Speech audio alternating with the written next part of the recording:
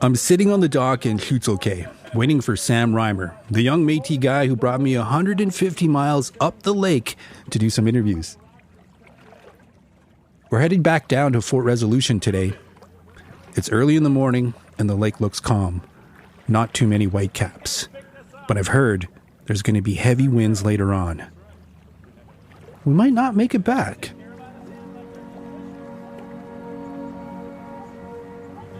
The dock bobs beneath me, the waves rolling to the shore. I look at the sleepy houses of Hutzelke and think about the stories people shared with me. Everybody's been touched by cancer, and a lot of them feel like Cosmos 954 had something to do with it. But can it be proven? And if it can, who's accountable?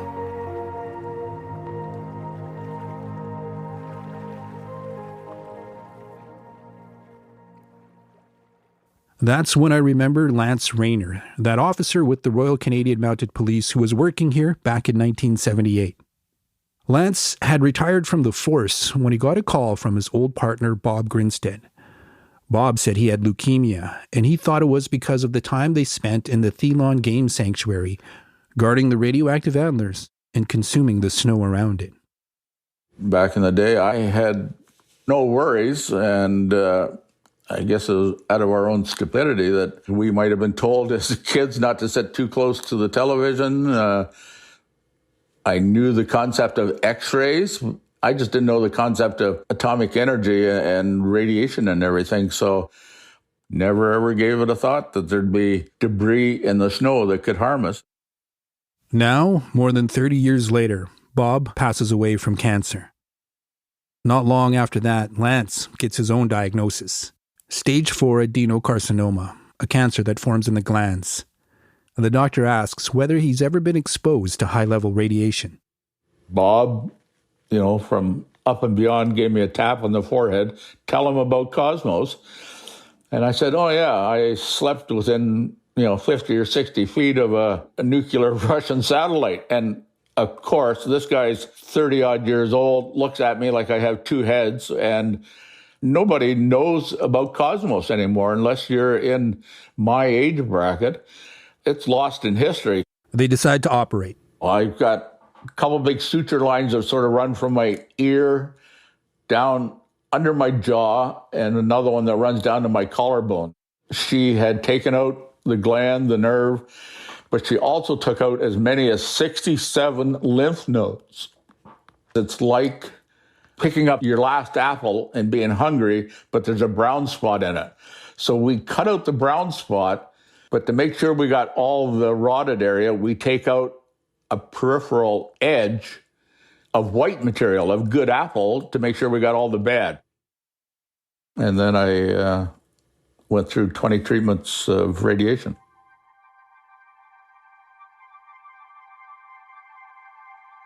In our communities, RCMP officers get special perks. They get housing, they get gear. In Hutzelke, you can't even buy alcohol unless you're RCMP. They play by different rules and enforce laws they don't even have to follow. There's always a sense that if anything really serious happened, they'd be the first to get airlifted out. So while I'm sitting on the dock, I'm also wondering if Lance and Bob saw any justice for what happened to them. And based on that, what are the chances for us? I'm Dëneze Nakehk'o. From Imperative Entertainment in Vespucci, this is Operation Morning Light. Episode 7. The Eagle.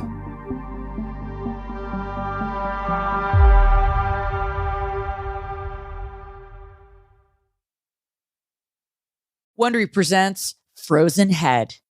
Hosted by Ash and Elena from Morbid. That's a hit show, so you know this is going to be good. Binge the entire series early and ad-free and subscribe to Wondery Plus in Apple Podcasts or in the Wondery app. So when 90-year-old Lawrence Pilgrim drops dead on the sidewalk outside his condo, you might think that's the end of the story, but really, it's just the beginning. because Lawrence and others like him, they signed up to be frozen and back to life in the future. And that belief will pull multiple generations of his family into a cryonic soap opera filled with dead pets, gold coins, grenades, fistfights, mysterious packages, family feuds, Hall of Fame baseball legends, and frozen heads. Lots of frozen heads.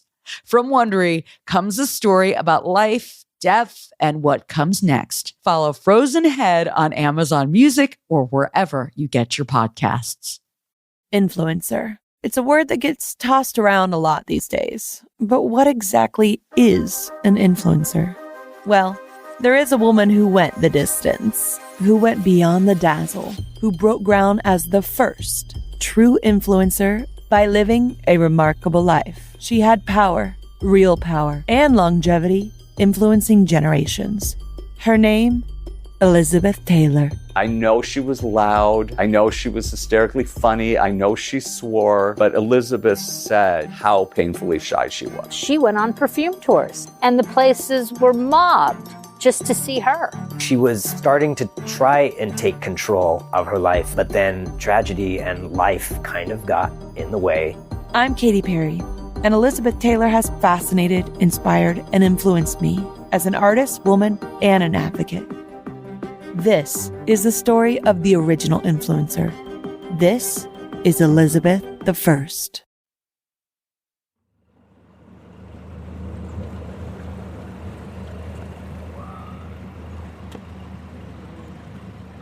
I hear the engine behind me. It's Sam. He's been camping in the area while I've been staying in Shutoke. And when he pulls up, there's this giant muskox head sitting in the front of the boat. It has huge yellowish horns and its tongue sticking out. While I was out recording interviews, Sam shot it, harvested the meat, and gave it away to all the elders of Shutoke. The black hair of the muskox is so thick, 2 of the rifle shells are still stuck in it because they never broke through the skin. The propeller blades of the outboard engine got a bit roughed up on some rocks, so Sam hammers them back into shape. Then we drop some tobacco in the water for safe passage. He's confident that we'll make it through the islands before the wind gets bad. But we'll have to see how the lake feels.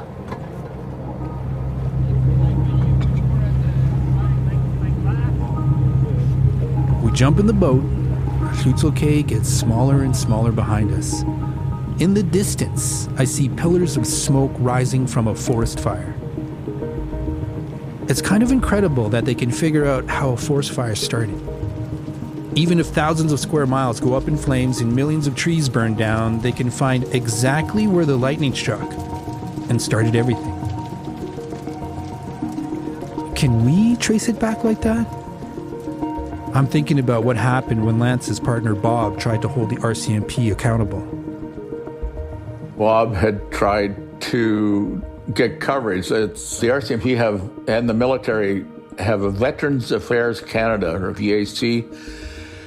Much like a workman's comp organization, he put in a claim, actually tried to hold the RCMP responsible for getting leukemia because they ill-prepared us to go into this site. But VAC declined his claim that this cancer was caused by work-related activity. In the eyes of Veterans Affairs, there's no smoking gun. There's no lightning strike that started the fire. So, they turned down the claim. It's an invisible threat. It's not like, oh, there's a barricaded person in this house. Set up a perimeter. Make sure you got your ballistic vest on, your Kevlar on. Call the tactical team or the guys who carry the big guns to come in and secure the area in case there's a firefight. That is a physical threat. Radiation's invisible. In a way, it's almost like Lance and Bob were invisible too. I've gotten my complete RCMP file, everything from Ottawa prior to retirement. And at no place in there is there reference to me being sent out to the Thelon Game Sanctuary. That's what Bob found out. They have no records on our files. Even though they were given dosimeters, those instruments that measure radiation exposure, and handed them over when they were relieved of duty, none of that readings came back to our medical RCMP files. And without that proof, this isn't the story of two officers killed in the line of duty. Just two guys who happened to get cancer after they retired. In Regina, there's actually a cenotaph, a monument, set up for policemen who have died or been killed in the line of duty.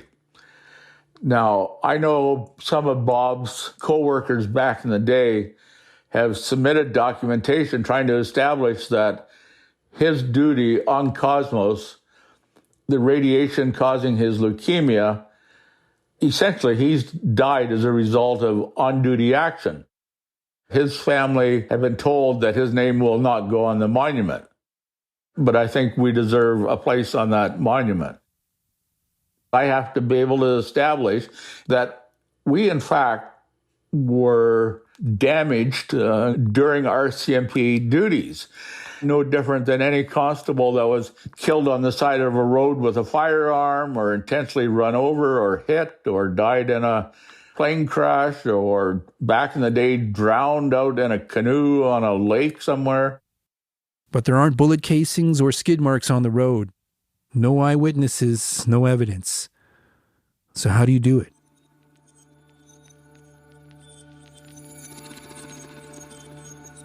In all of my reading and all my interviews, I only found one party that got any kind of justice for what happened with Cosmos 954, the Government of Canada.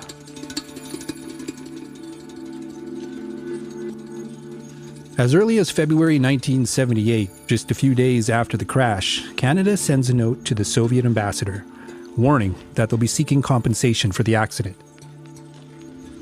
The Soviets don't reply, so later that month, Canada serves notice that they'll be submitting a claim for damages under international law. Some people call into the CBC saying the lawsuit is missing the point. Certainly who is to pay for the cost of cleaning up is an important question, but it's certainly less important than the health and safety of people and the environment. Like, why do we keep on doing things which are potentially dangerous to large numbers of people and the environment? There is no evidence whatsoever that there's any need whatsoever for nuclear power plants in space. Operation Morning Light ends up costing about $14 million. Today, that would be about $58 million. And of that total, Canada wants the Soviets to pay $6 million, just less than half. If you follow Canada's legal argument, you can see a double standard in the way they treat our communities up here.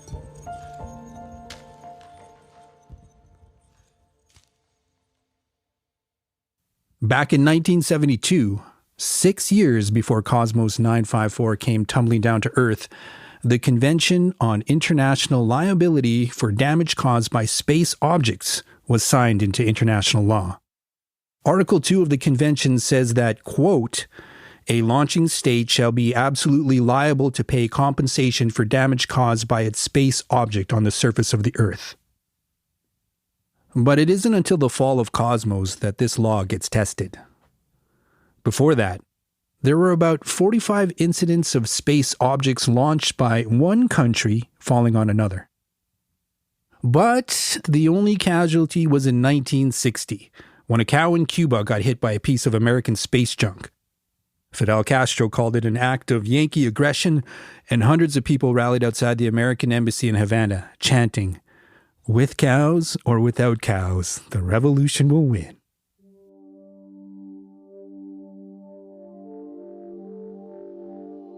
Cosmos 954 is on a whole other level. Here's a CBC report from the time.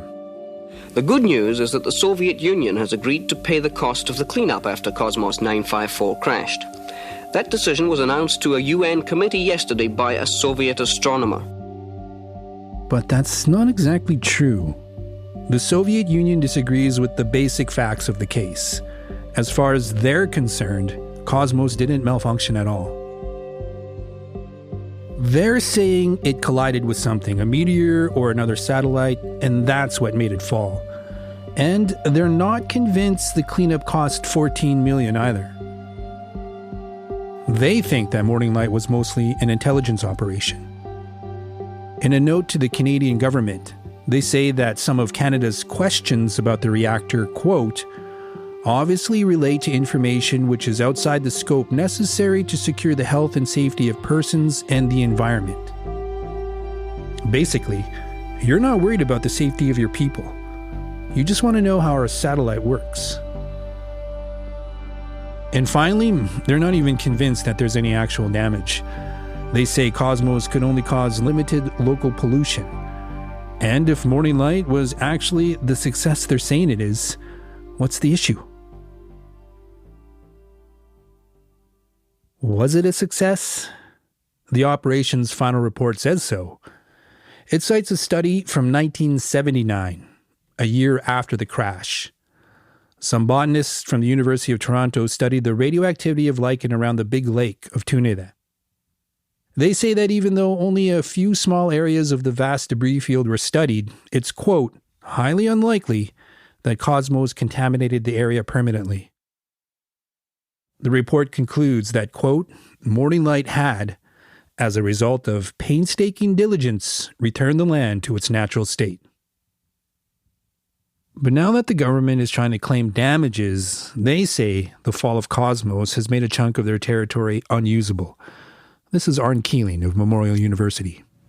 There was a certain irony there of kind of taking that position while at the same time telling your own citizens that, yeah, don't worry about it, everything's safe, we've got this cleaned up, we've got it handled. Not a single Indigenous perspective was included in any of the official reports.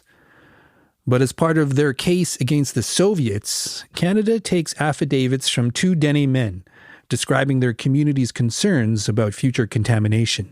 After, running around for a year and telling people, don't worry, you haven't been that exposed, the kind of moral claim that was being made for compensation was that, Canadian citizens had been exposed to these radioactive substances and the hazard associated with the crash of the satellite.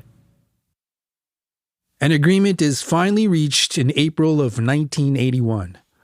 The Soviets agreed to pay $3 million, less than half of what Canada asked for. And they don't have to take official responsibility for the crash. $3 million. That's the only money that ever changes hands for Cosmos 954. Talking to so many people affected by cancer, I keep coming back to one word: resilience. That's what everyone has in common, an incredible strength in the face of overwhelming odds. Lance Rayner's no different. Stage 4 isn't necessarily a death sentence. It is not curable, but treatable, which is reassuring. It's hard to hear the part that says it's treatable after you've heard the part that it's incurable. I have decided not to let cancer rule me, so I go to sleep every night telling my body to go ahead and cure itself. I wonder if I'll have that kind of resilience when my time comes. Lance doesn't even seem too mad about it. What's happened has happened, and we can't go in and change history. But is it true you can't change history? Sometimes I think change is the only thing history does.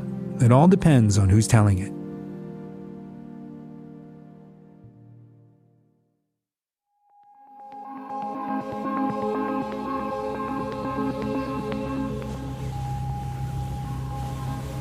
As Sam and I weave through the islands, the wind picks up.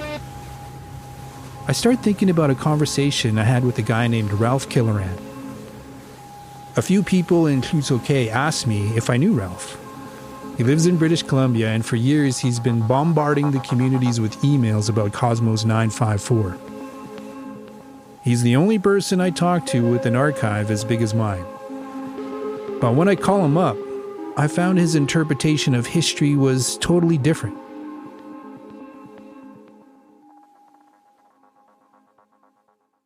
Back in the 80s, almost 10 years after Operation Morning Light, Ralph's working with the military in Fort McMurray, Alberta. I turned 17 and I wasn't doing well in school. So my mother agreed to sign me in. She's probably hoping, I'd get a good trade. And he does. He becomes a weather technician. But something's off about his experience in Fort McMurray. And I was having trouble. It was diagnosed like mood swing, but it was not mood swing. I was having trouble with the environment in Fort McMurray. Just there's environmental problems. I was born on a military community, and my first 5 years, there's a bit of DDT sprayed around. That's a heavy industrial insecticide. I think that's made me more sensitive to the environmental problems. The military decides to transfer him to just about the most remote place on Earth, Fort Reliance. That's a settlement on the northeastern tip of Denendeh. It's even smaller than Klutzokay, way smaller. There's only 10 people there, 3 from the weather station and 2 at the lodge, and a family of hunters, trappers. Ralph thinks it'll be a welcome relief. It was easy duties. All you did was your 8 hours of observations. There's no phone there at all. It was just a place to hibernate for a year or 2. But his problems followed him to Fort Reliance. There's something going on up there. You go to bed, and then after 2 or 3 hours, you wake up with this acid hitting your heart, and you vomit it out. That's every night. Every sleep is interrupted. That's when he learns about Cosmos 954. We're all told by the trappers the satellite was something that happened way off in the Barrens, that Fort Reliance wasn't impacted. And like everybody in Canada, figured the government took care of it. And that turned out to be not at all true. Fort Reliance makes cameo appearances in the archive. It's not far from there that the biggest piece of Cosmos was found, the steel tube they call the stovepipe. But that's a non-radioactive piece, and the archive doesn't note any other significant discoveries around the settlement. But Ralph believes that every discovery was brought to Fort Reliance. Remember Cosmos Lake, the big camp the operation built? Ralph thinks it was a sham. They built a military camp in the Barrens, and they had the media and everybody thinking that this camp is where they were centered, and they were putting the debris in the camp and then moving it out. But no, so these scientists, they weren't staying up there for weeks and months. They were in some place more comfortable, and I think it was the weather station. He means the weather station in Fort Reliance, which has all the facilities the operation needs. The military buildings were still in prime shape. They're concrete floors, insulated walls, ceilings, and they're electric. The reason for this deception, according to Ralph, so that the true goal of Operation Morning Light can be achieved in secret. Intelligence gathering. To Ralph, that's why the Soviets only paid a fraction of the costs. The claim for damages, it went from 16 million to 3 million. And I think it's because the Russians knew what the Americans were doing. More than a decade after the search, the buildings of Fort Reliance stand empty. Ralph's living there, and he feels like the operation left something behind. The more time he spends in the settlement, the more desperate he becomes. Most people were there for less than a year. I was there for 2.5. I was eager to get out. I wanted to get out. They kept me in there. His health starts to unravel. I had something in my chest. It was the size of my thumb. When I left Fort Reliance, they pulled it out. They said that it wasn't cancer, but then I had a big piece of skin cancer under my ear, and he said that wasn't cancer too, so I don't know. He says the government offered him a deal to keep quiet. If I abandoned my medical made no fuss over medical. They would give me career considerations. I wouldn't cooperate. I said, no, I want to know exactly what's happening. But what exactly is happening? I'm finding it hard to follow the thread. Well, the government's denying everything. They don't seem to have any level of shame. I don't mind telling you and telling everybody that listens, don't trust them. Just don't trust. The people that don't believe and don't trust do much better than the people that do believe.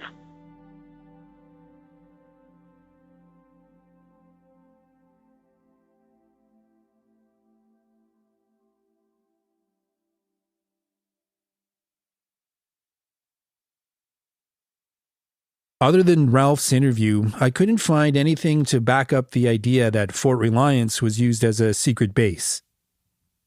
I think the truth's a lot more mundane, a lot more human. There's no grand conspiracy, just a haphazard operation that sometimes worked and often didn't. The real problem is the same one that's cast a shadow over this whole story: the lack of communication.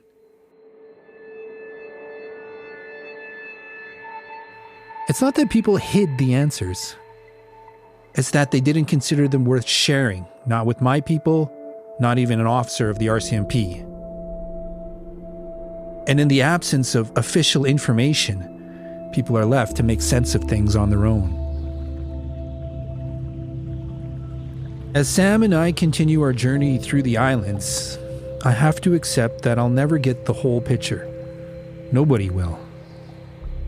Just as Lance will probably never be able to prove that his cancer came from Cosmos, my people will never prove that the diseases in the fish, the mutations in the wildlife, and the cancer epidemic are caused by the satellite. In the end, Cosmos isn't evidence. The telltale lightning strike that started this fire. It's a story, a symbol, a way for us to make sense of all the changes that we've noticed around Denendeh. Around the story of Cosmos, we can share our fears and anxieties, and we can express our resilience.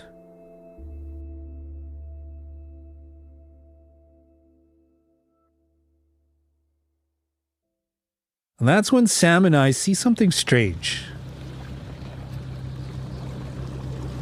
Two white guys are sitting on this tiny island.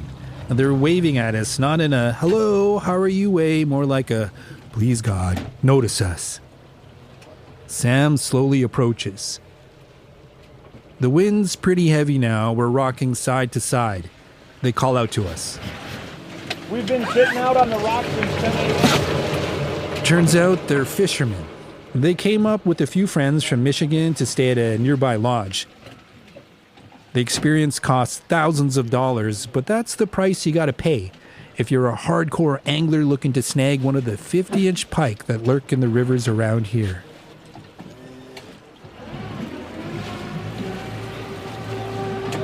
But money won't save you if your motor breaks down and your radio stops working. That's what happened to these guys. And clearly our co-fishermen don't care about us. We didn't show up for lunch. Nobody's like, hey, maybe we should go check on those guys. Yeah, really. Sam tells them to get in. Okay, jump in your boat. He knows the lodge. Don't forget your bag. Yeah, don't forget your lunch. It's at the mouth of Talston River, which empties into Denendeh. We were walking up on them rocks, and I was thinking, we're going to have to find a place to camp tonight if these guys don't come out because of the wind. With these guys and all their gear in the boat, our back end is low to the water. And of course, this is the moment the lake decides it's had enough of us. The waves are coming at us like the teeth of a chainsaw, one after another. Yeah, it's a little choppy out here. The guys asked what we're doing out here, and I have the surreal experience of explaining Cosmos while we're smashing through the waves. That's why the fish are so big. You okay? No, man. Home sweet home. That's right. Place you never thought you'd see tonight. By the time we make it to the lodge, we're exhilarated and exhausted. You said I had water, right? Yeah, that's true. Died of starvation. The Americans jokingly shout to their so-called friends on the dock. We've been radioing everyone all day. All right. I'm going to go grab a little money for gas for you. Okay? Thanks. Yeah, that was very cool of you guys to pick us up. The podcast is taking all bourbon donations as well. All bourbon donations. There we go. Because we rescued their pals, we get a hero's welcome at the lodge, and we crash their dining hall. After fighting through those waves, their pasta and meat sauce is a sight for sore eyes. I'm surprised to see a familiar face. The cook is Edith Giroux, an old family friend. As the Americans fill their plates, she asks what's brought me out here. Because I was walking through it, they came to Fort Worth, and I was walking barefoot, playing outside. I remember. It hasn't stopped amazing me how everyone has a memory of that night. It's like no matter where you were on the lake, hundreds of miles apart, we all stood still for a second. You want to have something to drink? Coffee? Lemonade? Tea? Should we just stay here? Yeah, come sit down. Sam and I won't make it back to Fort Rez tonight. The last leg of the journey is on open water, and we have no interest in facing those waves again. So I asked Edith if she'll sit down for an interview, thinking I might salvage something from this weird detour. You want to do an interview? Yeah. Yeah? I don't know which one was that, but Can we smoke back here? Oh, yeah, you can smoke back here. We go to a little storage area behind the kitchen, stacked with cases of Kokanee beer and Budweiser. This is why I like podcasts, because I look really cool in podcasts. I can just hear my voice. If I'm being honest, I don't really feel like doing another interview. After living with this story for so long, it's weighing me down. The operation saw us just like another fixture of the landscape, just like a muskox on a hill. And I know that's how a lot of people still see us. Primitive, inarticulate, barely part of history at all. I'm searching for something else now, something beyond Cosmos. But I don't know what it is. The tape starts rolling. My name is Edith Giroux Mack. I was actually born in Hay River. 1963 during the flood, the historic flood. For the first 3 years of my life, I lived in this area, Tolson, Rush River, Rat River, so this is my traditional grounds. My dad was raised here, my grandma was raised here, my great-grandma was raised here, and who knows who else before. Growing up, Edith seems touched by the stars. Yeah, I remember my mom telling me, oh my God, they went to the moon. I was just young. I was maybe about 5 years old, 6 years old. They had a writing contest in the Northwest Territories, like a handwriting contest. And I actually happened to win, and I won material from the first man to the moon, Armstrong or something like that. And they sent me a whole package of, stuff I didn't really understand. But that's what I won. That was the first prize for handwriting contest. Ooh, and it was after that this And then happened. her life changes forever. August 78, I went to school in Cathedral Hall Residential School. That's a state-sanctioned Catholic school in Yellowknife designed for the forced assimilation of Indigenous children. I was 15. I didn't have a choice, and I was afraid because I've never left home before. It's really hard on me because I didn't have any social skills. Before that, we spent a lot of time in the woods, so you're more comfortable living in isolated communities, going out on the land, camping and stuff. Then Yellowknife was just like a culture shock for me. Yeah.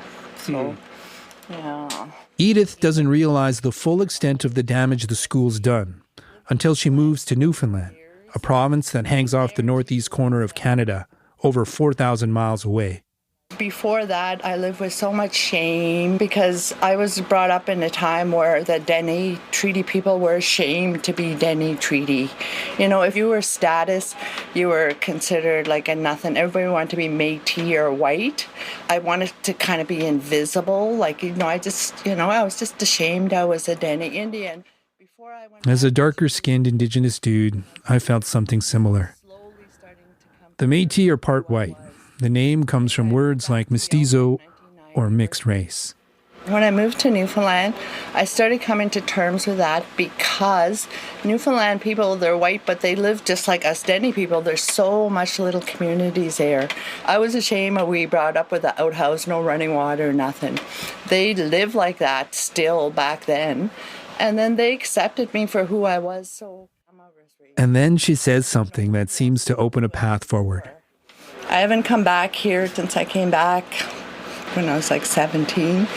And honest to God, when one of the guides brought me Rush River, an eagle came and guided us into Rush River, and I just cried. I think it was tears of joy, maybe my genes, but I cried.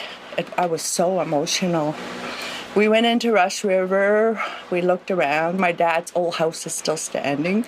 The graveyard was all grown over because my oldest brother was buried there. And then as we were coming out of Rush River, an eagle came and guided us back out, and I cried some more. Honest to God, this is so emotional. And then ever since I came out here, like in 2017, I feel so at home. There's nothing here, but this is my traditional cultural ground where my family members are from on my dad's side. I love it here. While she's talking, I feel like I can see the eagle. No, actually, I'll take one of these. Yeah. It's one of the Americans coming for a beer. Appreciate it. Sorry. The spell's broken. And anyway, it's getting late. Edith offers me a cabin for the night, and then Sam and I can cross the lake tomorrow. In the cabin, I close the mosquito net and lie down in the dark. The silence around me is complete. I shut my eyes, and just before falling asleep, I see the eagle over the river, its wings outstretched, guiding me home.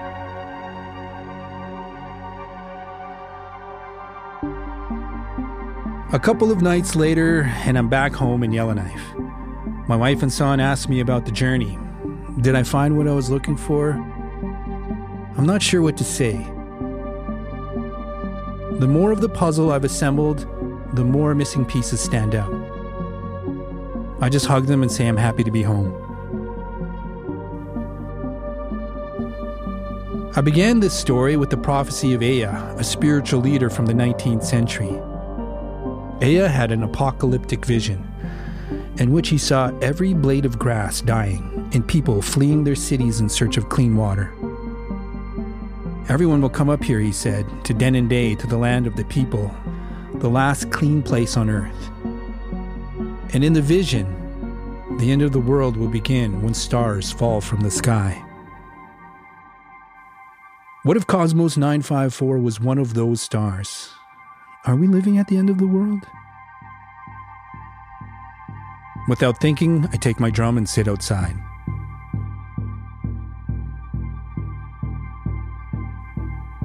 I remember a story my mom told me from when she was a little girl. Every morning, she would find her dad already awake, sitting by the window and softly beating a Dene drum. The hoop's made of spruce, the surface is caribou hide, and you hold it in your hand while you hit it with a stick. My grandfather would be there at the window from before the sun came up, quietly playing his drum, steady as a heartbeat. He told her that whenever you're feeling bad or feeling sad, the drum will help you. It chases bad thoughts away. I don't know what thoughts he was banishing, but I do know what he means about the sound of the drum. It's like medicine. It's healing power coming from a mysterious frequency. Tonight, I need that medicine. I cradle my drum in my arm. The sky is so clear. It's like I can count every single star. Make sure they're all still there.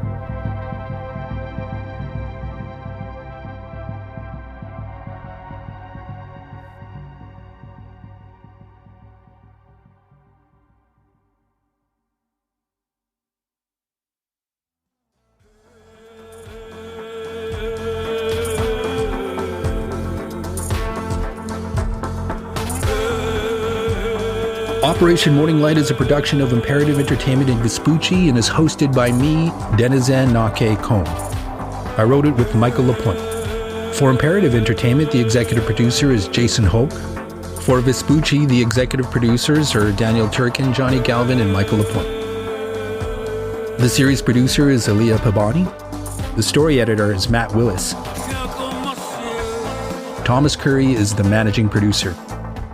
Audio mix and sound design by Alice Boyd. Our closing theme is Siga Dante by Digawolf off his album Inni Spirit. And this episode was recorded at his studio, Knockout Productions. We want to say a very special thanks to Sam Reimer and express our deepest gratitude to Dorothy Bolio, Stephanie Poole, Patrick Wallet, Ted Morin, Heather Nakehk'o, and everyone we encountered on our journey. We'd also like to acknowledge the importance of the scholarship of Alan Power, John Sandlos, Arn Keeling, Myra J. Hurd, Lisa Ruth Rand, Alexander F. Cohen, Brian Schwartz, and Mark L. Berlin in the making of this series.